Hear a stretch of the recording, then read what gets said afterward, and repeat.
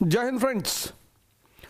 नौजवान क्रांति के सीजन 3 में आप सभी का फिर से स्वागत है।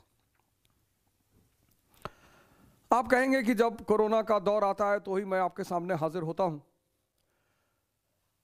मित्रों, ऐसा नहीं है कि कोरोना की बात होती है, लेकिन संकट के समय लोगों के साथ खड़ा होना ही मानव का धर्म कहा गया है। तो बाकी समय तो लोग आपसे इंटरैक्ट कर ही रहे हैं। बहुत सारे लोग भारत में हैं, दुनिया में हैं, जो मोटिवेशन कर रहे हैं और सब अच्छा काम कर रहे हैं। सब जितने भी लोग, मैं फिर से इस बात को दोहराऊंगा कि जितने भी लोग किसी भी तरीके से उत्साहवर्धन का काम कर रहे हैं, कोई भी, वो सारे लोग अच्छा काम कर रहे हैं। कृपया करके ऐसे किसी भी व्यक्ति का या स्त्री का विरोध ना करें जो अच्छे तरीकों से आपके जीवन को दिशा दिखा रहे हैं, आपके जीवन को आगे बढ़ा रहे हैं, आपको उत्साहित कर रहे हैं।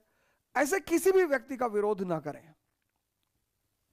किसी भी व्यक्ति का, किसी भी, आपको किसी की बात पसंद नहीं आती है, कोई बात नहीं, अच्छी बात है।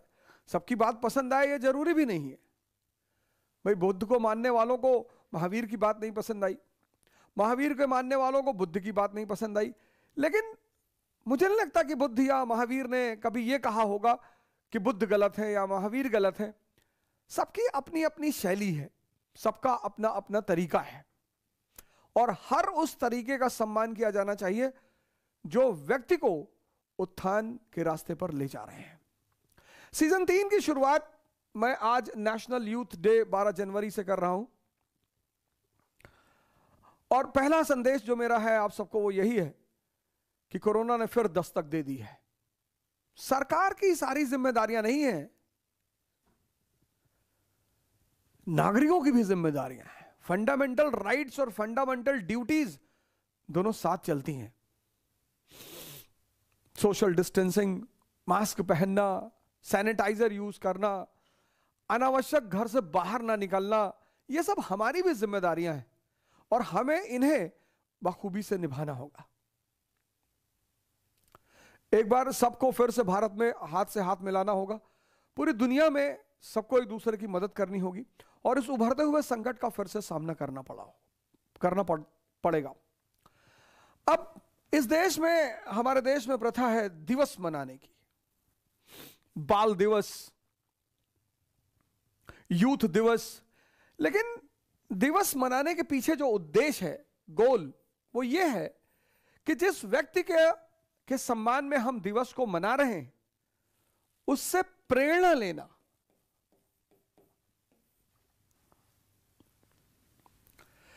किसी भी दिवस को मनाने के पीछे जो उद्देश्य है, वो मेन उद्देश्य ये है, उस व्यक्ति से प्रेरणा लेना, उस व्यक्ति के आदर्शों को समझना और फिर यथासंभव उसका पालन करना।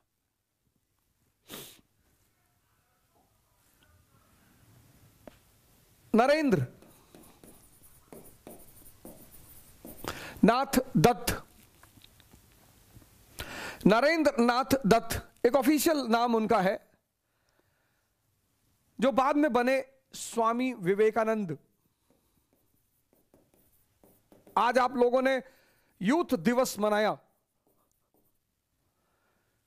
लेकिन मैं दावे के साथ कह सकता हूं कि बहुत सारे लोगों को उनके माता पिता का नाम ही नहीं पता होगा। बहुत सारे लोगों को यह नहीं पता होगा कि विवेकानंद नाम दिया किसने था। बहुत सारे लोगों को यह नहीं पता होगा कि विवेकानंद को आदर्श क्यों माना जाए। बहुत सारे लोगों को यह एहसास नहीं होगा कि विवेकानंद आज के इस युग में सर्वाधिक प्रासंगिक है, most relevant personality of India. Bharat youth का देश है, youth. India is a country of youth. Youth यानी पावर, यूथ यानी शक्ति।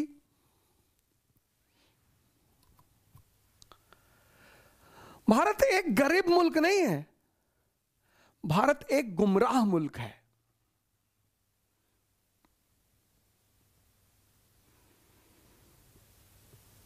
भारत एक गरीब मुल्क नहीं है, गरीब। भारत और गरीब असंभव।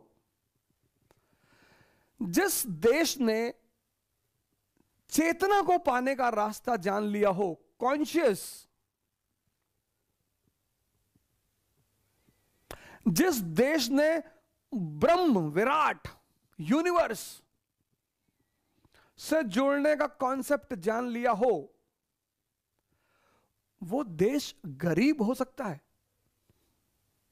हमारे एक मित्र हैं, उन्होंने कहा मुकेश अंबानी सबसे अमीर आदमी है वो दो जहां। हमने कहा तुम्हारी बुद्धि खराब है। सबसे अमीर आदमी वो है जिसके पास 400 बिलियन तारे हैं, 400 बिलियन स्टार्स।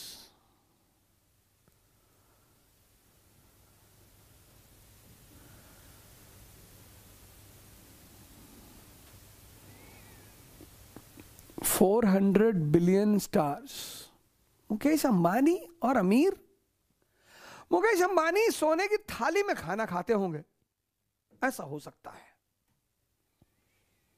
मुकेश अंबानी 500 करोड़ की कार पे चलते होंगे, ऐसा हो सकता है। मुकेश अंबानी 8,000 करोड़ के मकान में रहते होंगे, ऐसा हो सकता है। मुकेश अंबानी ने बहुत सारे लोगों को नौकरियां दी हैं, ऐसा है। लेकिन मुकेश अंबानी के अपना खुद का जीवन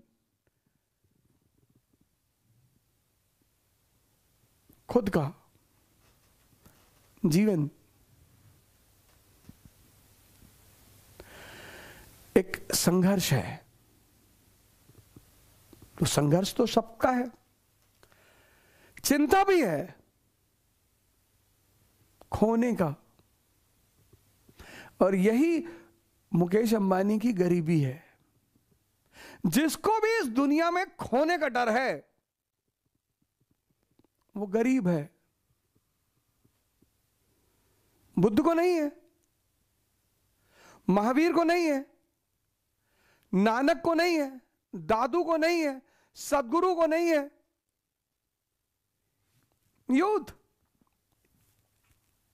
युवाओं का देश है भारत, शक्ति का देश है भारत, और भारत गरीब है। इस व्यक्ति का जन्म 12 जनवरी 1863 में हुआ, कलकत्ता में। 10 भाई बहन,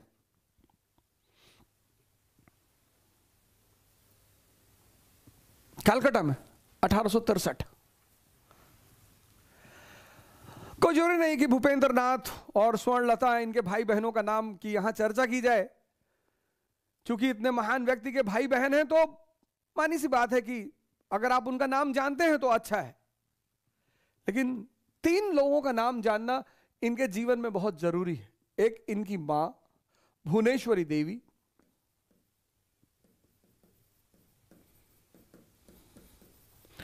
एक इनके पिता, कोई बहुत बड़ा योगदान नहीं रहा, संकट ही दिया, विश्वनाथ दत्त, और फिर इनके गुरु स्वामी रामकृष्ण परमहंस। कम से कम बड़े सारे लोग हैं इनके जीवन में जो बहुत इंपॉर्टेंट हैं, लेकिन ये 3 नाम बहुत इंपॉर्टेंट है। इनकी मां भुवनेश्वरी देवी, इनके पिता विश्वनाथ दत्त और स्वामी रामकृष्ण परमहंस। अब चूंकि युवा सन्यासी संप्रदाय को इन्होंने फॉलो किया, विवाह नहीं किया, तो स्वामी विवेकानंद एक भय का भी कारण बने कि अरे भैया, सन्यासी का मतलब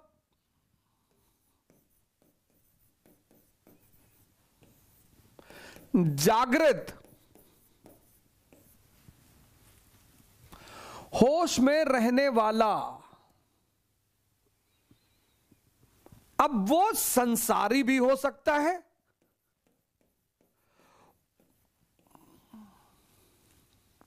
वो वैरागी भी हो सकता है, ये उसकी चॉइस है। सन्यासी का मतलब जागृत,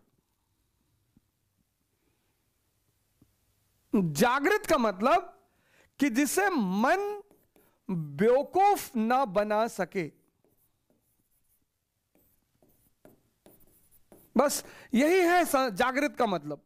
कई बार लोगों ने पूछा, आप बार बार कहते हो जागृत हो जागृत, यही तो कहा। स्वामी विवेकानंद का सबसे प्रसिद्ध कथन क्या है? उठो, जागो, और तब तक मत रुको जब तक तुम्हारा गोल तुम्हें मिल ना जाए। क्या प्रसिद्ध कथन है उनका। उठो, जागो। जागो मतलब आंख खोलो। जागो मतलब तुम्हारा मन तुम्हें बेवकूफ न बना सके। मन कहता है ये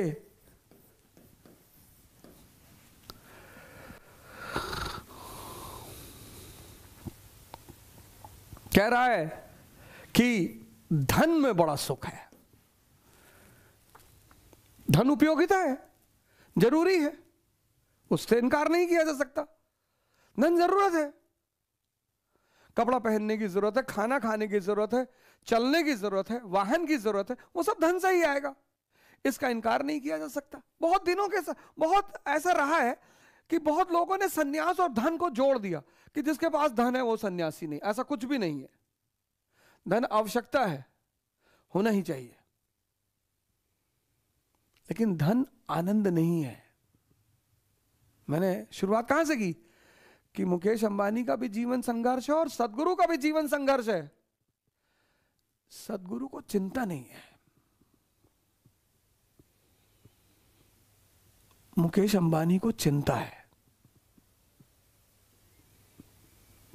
बस यहीं पर मुकेश अंबानी सदगुरु से छोटे हो जाते हैं। पर इस बात को देखने के लिए बहुत गहरी आंखें चाहिए। पद मिलेगा, पद में आनंद है।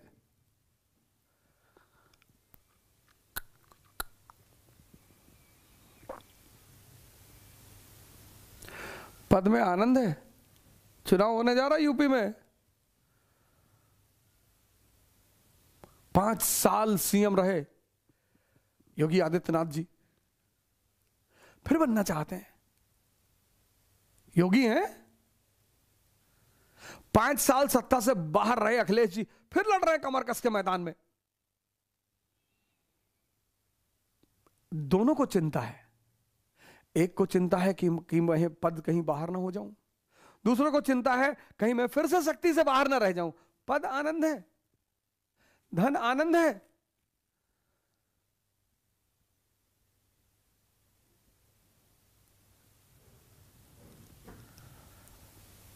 आनंद है चिंता मुक्त चित्त।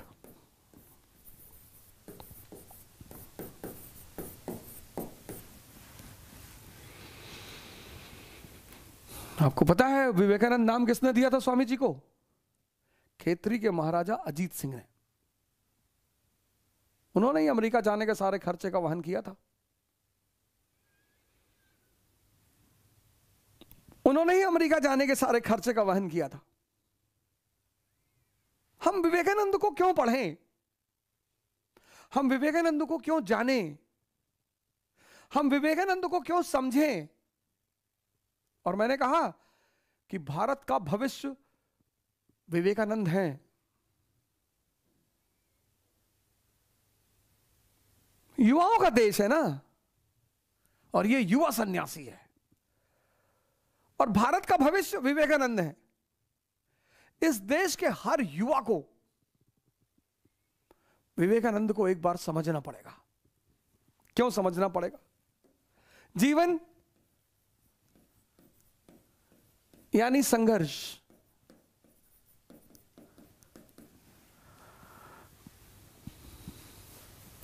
राम, श्री राम भगवान है, संघर्ष। श्री कृष्ण भगवान है, संघर्ष।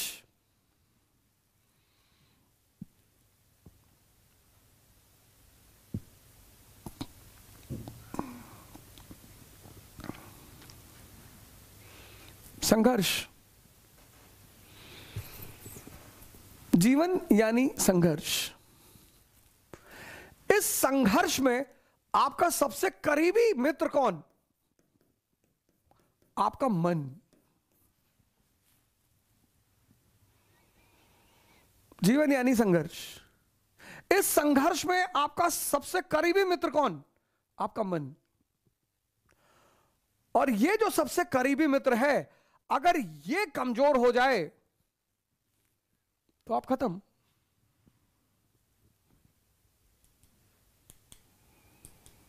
कोई कोचिंग, कोई स्कूल, कोई टीचर, कोई विश्वविद्यालय, कोई मां बाप, कोई काम नहीं आएगा। इसलिए प्रत्येक व्यक्ति को जीवन में सबसे पहले अपने मन पर काम करना चाहिए, क्योंकि जीवन यानी संघर्ष, और संघर्ष में सबसे करीबी साथी मन।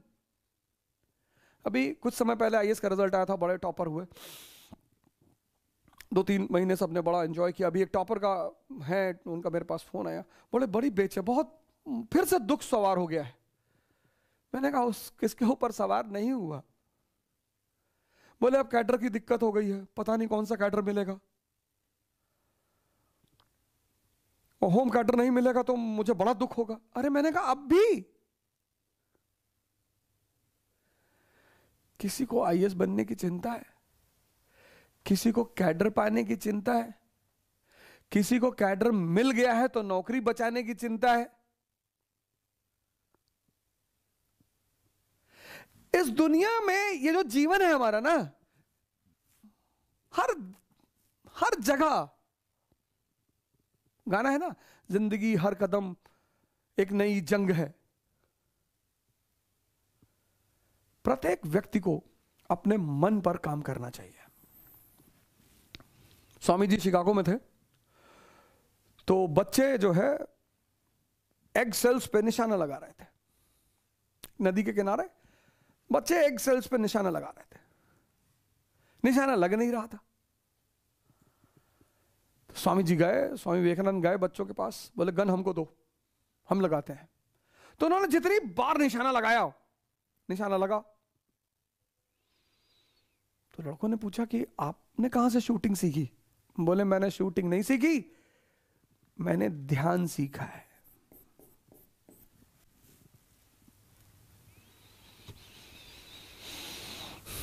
ये पहली चीज है जो हम स्वामी विवेकानंद से ले सकते हैं, ध्यान। ध्यान यानी वो दवा जो मन को शक्तिशाली बनाती है।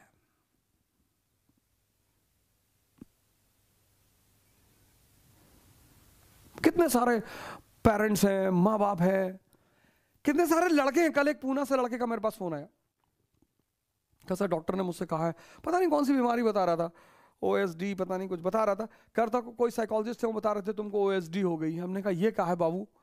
बोले एक बीमारी है मानसिक, उसमें रिटेंशन क्षमता खत्म हो जाती है। अरे मैंने कहा यार कल ही फोन आया था पुणे से।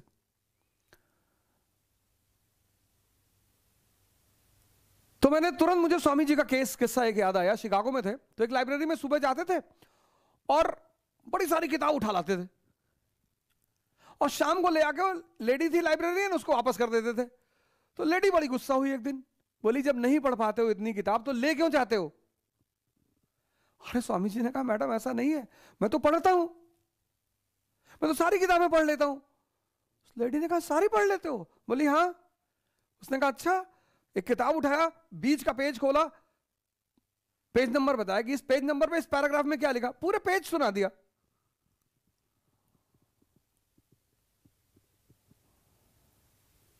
पूरा पूरा पेज सुना दिया। कहां से आया? ध्यान से।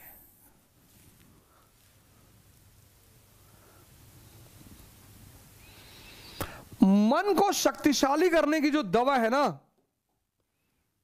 मन को जो शक्तिशाली करने की दवा है वो है ध्यान। ध्यान के कई सारे रूप हैं, कई सारे तौर तरीके हैं, लेकिन जो सबसे सरलतम तरीका है वो ये है, एक होता है कि आप बाहर के लोगों की बदतमीजियों पे नजर रखते हैं, एक होता है अंदर की बदतमीजियों पे नजर रखना। ध्यान मतलब आप पढ़ने बैठे और जैसे ही आप पढ़ने बैठे, इसने तुरंत कोई जरूरी काम आपको याद दिला दिया कि पापा ने कहा था गुप्ता जी के यहां से फाइल ले आना। दिन भर नहीं याद दिलाया, जब आप पढ़ने बैठे तो इसने याद दिलाया।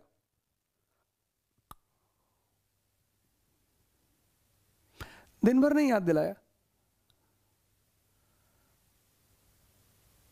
जब आप पढ़ने बैठे तो इसने याद दिलाया। पहले तो इसने याद दिलाया गुप्ता जी की फाइल, आपने कहा कल ले लेंगे, कल सुबह ले आएंगे, आज रात भर पढ़ ले कल सुबह ले आएंगे। इसने कहा यार ये तो तीर खाली चला गया, तो इसने दूसरा तीर फेंका।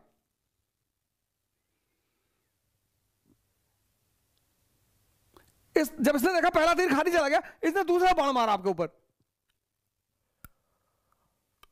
कि यार योजना, वो मैगजीन लानी थी बाजार से, योजना। उसमें पूरे साल के करंट अफेयर्स का डिस्कशन हुआ है। फिर एक तीर मारा इसने। आपने कहा चलो यार योजना कर ले आएंगे। इसने तीसरा तीर मारा कि मम्मी की बीपी आजकल हाई हो रही है यार।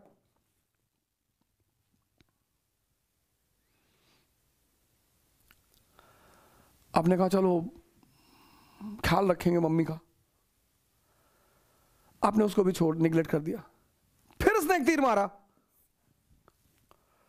कि 2 दिन से जो है जूली का फोन नहीं आया, आपकी क्लासमेट।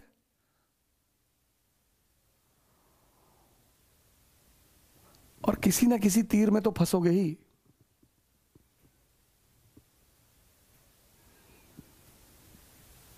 किसी ना किसी तीर में, एक तीर थोड़ी चलाता है, ये लगातार चलाता रहता है, कहीं तो फंसोगे। और इनमें से किसी में आप फंसे, इसने आपको उठाया तो ये जीत गया, इसकी जीत हो गई।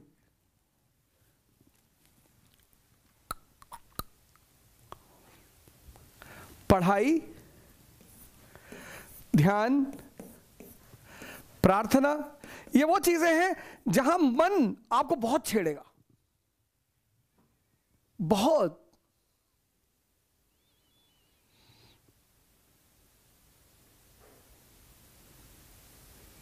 बहुत छेड़ेगा। इस चीज पर नजर रखने को ध्यान कहते हैं। स्वामी विवेकानंद की ये पहली देन है। कहते थे मैं पूरी दुनिया को ध्यान में कर लेना चाहता हूं, क्योंकि ध्यान करोगे मन शक्तिशाली हो जाएगा, मन शक्तिशाली हो जाएगा, जीवन आसान हो जाएगा। जीवन और मन का क्या संबंध? क्योंकि जीवन संघर्ष है। हमारे आदरणीय प्रधानमंत्री जी मोदी जी को कौन से लड़के बच्चे हैं? 24 का चुनाव लड़ने के लिए फिर तैयारी में है। 60+ का आदमी युद्ध लड़ने के लिए तैयार है, मन के बल पे ही तो तैयार है। 21 साल का युवा सिगरेट पी रहा है, नशा कर रहा है, हमारी नौकरी नहीं लगेगी। लगेगी।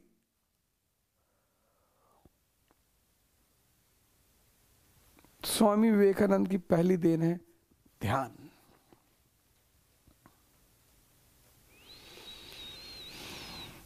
जो हमें उनसे लेनी है, देश के हर युवा को लेनी है। हर युवा को ध्यान से जोड़ना चाहिए। तुम्हारा जीवन संघर्ष है, हर जगह, हर कदम, हर घड़ी।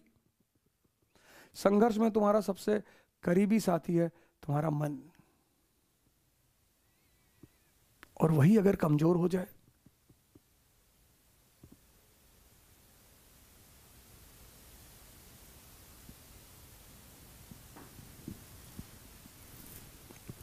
ट्रेन में जा रहे थे स्वामी जी,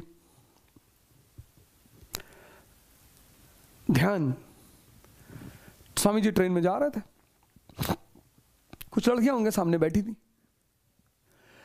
बड़ा मजाक उड़ा रही थी। अमेरिका का समाज 1890s का उभरता हुआ मेटरलिस्टिक, तो वहां की लड़कियों के लिए सन्यासी मतलब भिखारी। स्वामी जी जब वेस्ट गए तो वहां हर औरत को मां कहते थे, तो औरतें नाराज हो जाती थी उनके ऊपर। तो उन्हें बड़ा अजीब सा लगता था कि यार इतना सम्मान मैं दे रहा हूं और ये मेरे ऊपर नाराज होती हैं। तो फिर उन्हें पता चला कि यार मां कहने से उन्हें बुढ़े होने का एहसास होता है। नजरिया, हमारे देश में मां कहना सम्मान है।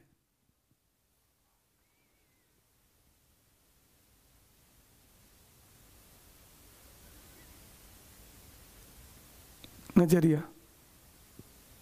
तो कुछ लड़कियां बैठी थी उनके साथ ट्रेन में, तो उन लोगों ने प्लान किया कि स्वामी को परेशान किया जाए। तो उन्होंने स्वामी जी से कहा कि अपनी घड़ी दे दो, नहीं तो पुलिस को बुलाएंगे और बोलेंगे कि तुम मेरे साथ बदतमीजी कर रहे थे। ध्यान से सुनना, ध्यान का फायदा, ध्यान देना, ध्यान पे, ध्यान का फायदा। तो लड़कियों ने प्लान बनाया, लड़कियों ने कहा कि अपनी घड़ी दे दो, नहीं तो हम पुलिस वाले को बुलाएंगे और कहेंगे कि तुम हमारे साथ बदतमीजी कर रहे थे। स्वामी जी ने बहरा होने का नाटक किया, गूंगा और बहरा। लड़कियों को लगा अरे यार ये तो गूंगा बहरा है। तो लड़कियों से उन्होंने कहा लिख के कि जो कह रही हो लिख के दो।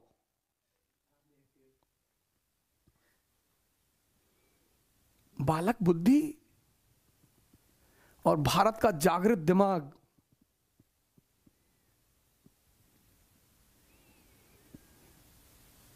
हमसे मत टकराना, हम ध्यानी हैं।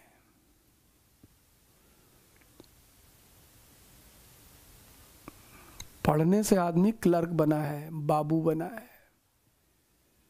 अब चाहे बड़ा क्लर्क हो चाहे छोटा क्लर्क हो, क्लर्क तो क्लर्क है, लेकिन ध्यान ने आदमी को भगवान बनाया है। ये इस देश की महानता है, ये इस देश की उपलब्धि है, ये इस देश का गौरव है। स्वामी जी ने उन लड़कियों से कहा कि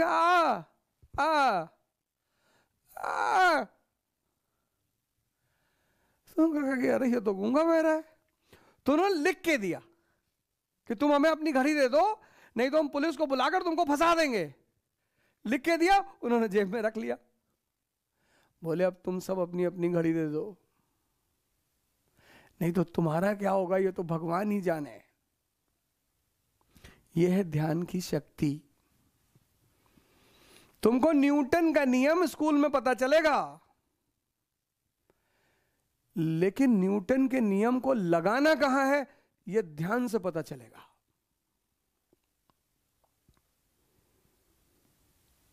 तुमको न्यूटन का नियम स्कूल में पता चलेगा और बिना समझे कि उसको लगाना कहां है, न्यूटन का नियम लेके घूमोगे बाजार में, भैया हमको न्यूटन का नियम पता है, तो क्या नियम जानना जरूरी नहीं है, नियम को लगाना कहां है। A body at rest will be at rest, a body in motion will be in motion until and unless an external force is applied on it. अब लिए घूमो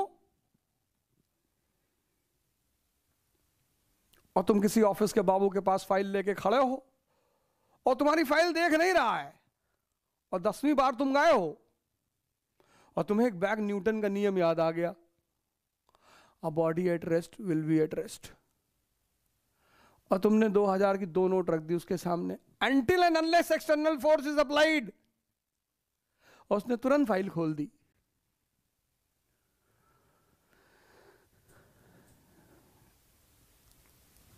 नियम जानना जरूरी नहीं है, नियम लगाना कहां है यह ध्यान ही बताएगा।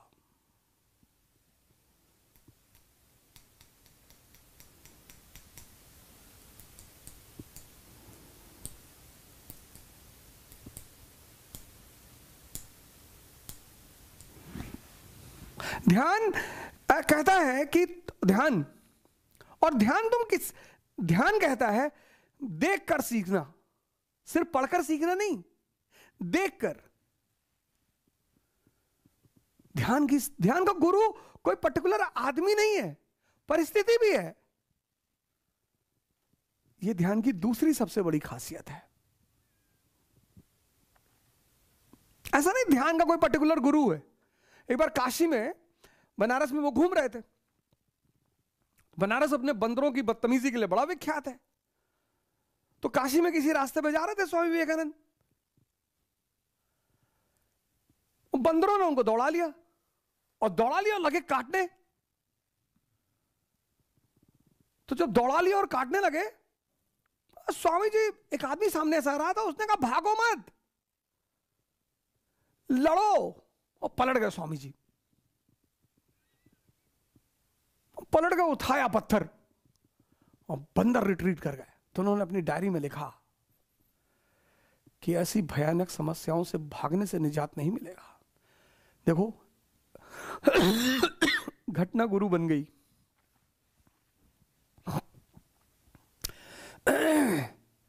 इसीलिए तो इस देश ने ज्ञान के लिए दर्शन शब्द का इस्तेमाल किया, जिसे देखकर ही जाना जा सकता है।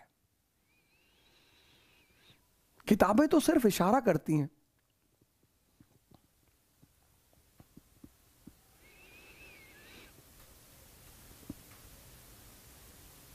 किताबें तो सिर्फ इशारा करती हैं। ध्यान, ध्यान से नरेंद्र क्या बने? स्वामी विवेकानंद। स्वामी मतलब इंद्रियों का मालिक, विवेक मतलब जिसके पास विजडम है। जो अपनी इंद्रियों का मालिक है और जिसके पास विजडम है, वो आनंद में ही रहेगा। बस यही सूत्र है। ध्यान से धर्म का विकास होगा। कैसे? ये अब दूसरी देन है स्वामी विवेकानंद की। ध्यान से धर्म, एक ताकतवर मन ही सजदा कर सकता है। भिकमंगा, मरा हुआ, परेशान, चिंतित, वो मंदिर में जाए, मस्जिद में जाए, चर्च में जाए, गुरुद्वारे में जाए, क्या फर्क पड़ता है?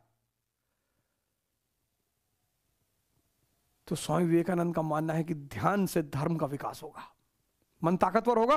और वो ताकतवर मन, चिंता मुक्त मन, वो चाहे सजदा करे, चाहे आरती उतारे, चाहे गुरु ग्रंथ साहिब पढ़े, वो डूबा रहेगा।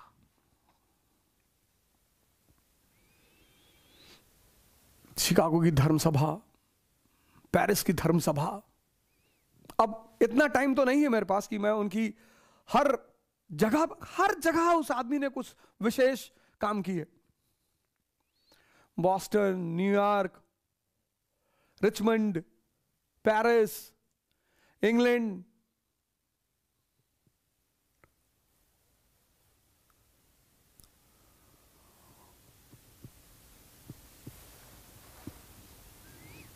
जब भारत गुलाम था अंग्रेजों का, उस वक्त एक ऐसा आदमी था जिसने ध्यान की शक्ति पर पूरी दुनिया को भारत की शक्ति का एहसास कराया।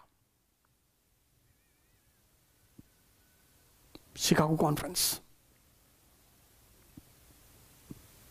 शक्ति, धार्मिक होना जरूरी है शक्ति पाने के लिए, शक्ति हासिल करने के लिए।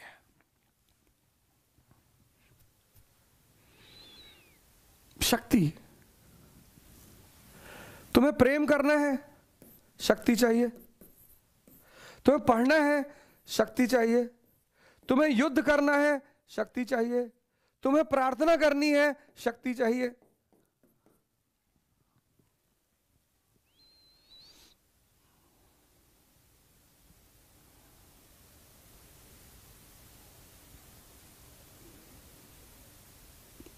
भगवान की परिभाषा क्या है? ओमनिसिएंट, ओमनीपोटेंट, ओमनीप्रेजेंट। शक्ति, और यह शक्ति का जो मूल आधार है वह है ध्यान।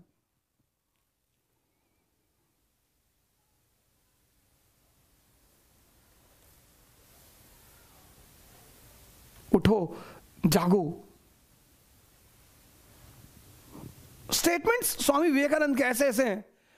वीकनेस इज डेथ, कमजोरी मृत्यु है।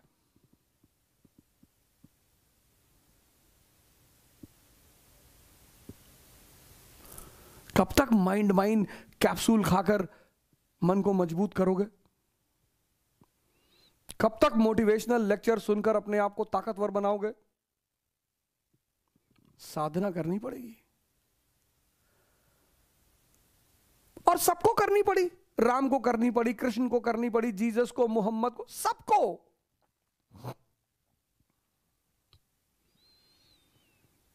सबको, कोई अपवाद नहीं है। राहुल जी ने शुरुआत में नहीं की, अब कर रहे हैं, कर तो रहे हैं। भगवान ने चाहा वो भी कभी प्रधानमंत्री बन जाएंगे। पिता प्रधानमंत्री था, मां किंग मेकर थी, दादी प्रधानमंत्री थी, तो उन्हें नहीं करना पड़ा, अब कर रहे हैं।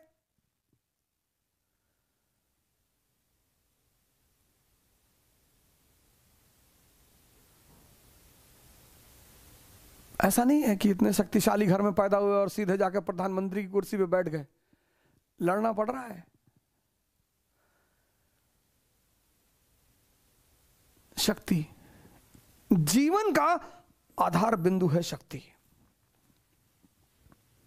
अब इस शक्ति का करना क्या है? हर आदमी को शक्ति चाहिए, किस लिए? भोग करने के लिए। नहीं कर पाओगे, नहीं कर पाओगे, कर ही नहीं पाओगे, होता ही नहीं, होता ही नहीं। तो पहली देन है विवेकानंद की ध्यान, दूसरी देन है धर्म,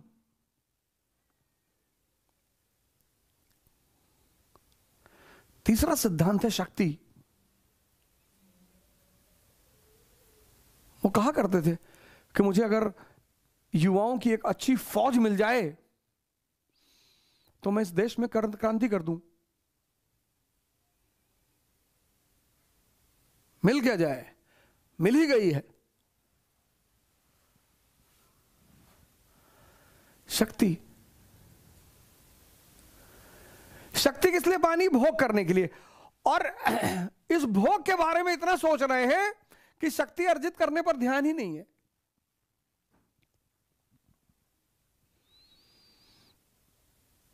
तो चौथी बात विवेकानंद ने कही कि शक्ति पानी है सेवा करने के लिए।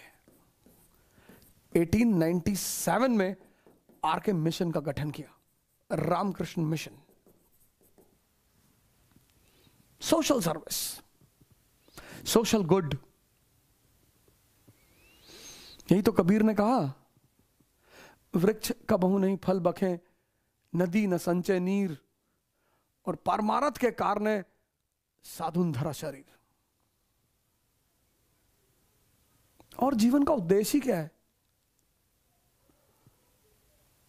आज संयोगवश मैंने मुकेश अंबानी जी का नाम ले लिया, लेकिन उनसे कम अच्छा खाना मैं नहीं खाता हूं।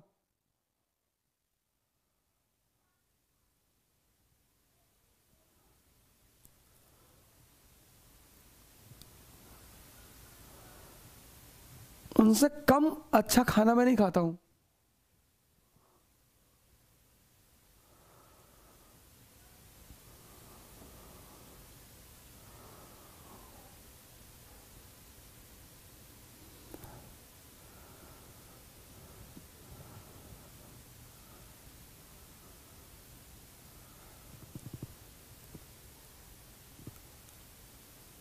परमारथ के कारण भोग नहीं पाओगे, कोई नहीं भोग पाया।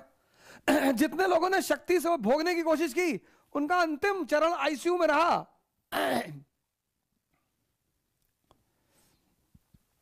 इसी को नरक कहा गया है।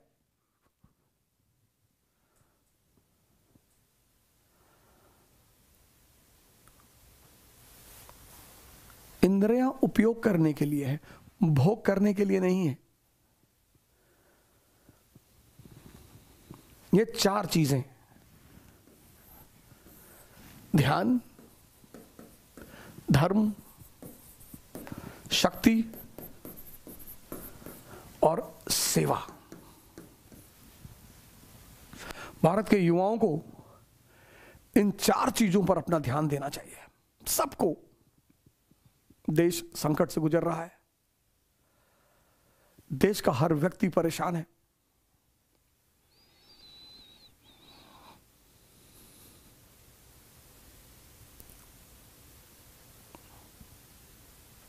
इन 4 चीजों को आप विवेकानंद से ले लीजिए। ध्यान, धर्म, शक्ति और सेवा। और सरकार, आप तो महान बनेंगे ही बनेंगे, आपके साथ साथ ये देश भी महान बनेगा। जय हिंद।